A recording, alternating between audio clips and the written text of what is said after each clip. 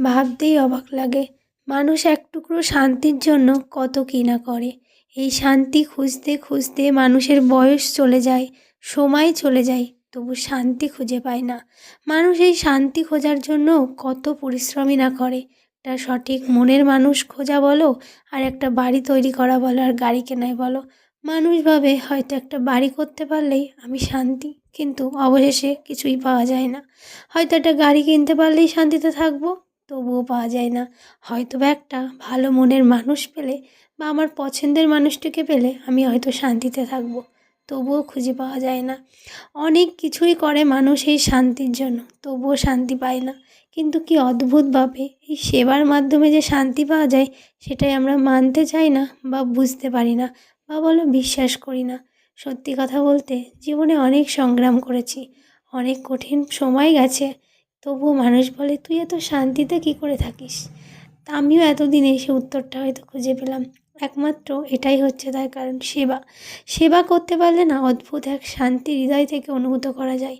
সে যে কী শান্তি, না কাউকে বলে বোঝানো যায় আর না ওকে দেখানো যায়।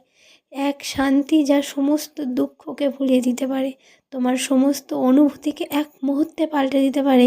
এই অদ্ভুত এক সেবা, যেটা আমি আমার গোপাল সেবার মাধ্যমে পেয়েছি। শুনতে একটু বোকা বোকাও লাগলে এটাই কিন্তু সত্যি, এটাই বাস্তব। যারা এই একবার বিগ্রহ নিয়ে সেবা করেছে না, একমাত্র তারাই বলতে পারবে পরিস্থিতি যেমনই হোক তুমি যে কী শান্তিতে থাকবে, সেটা আর কেউ বুঝতে পারবে না।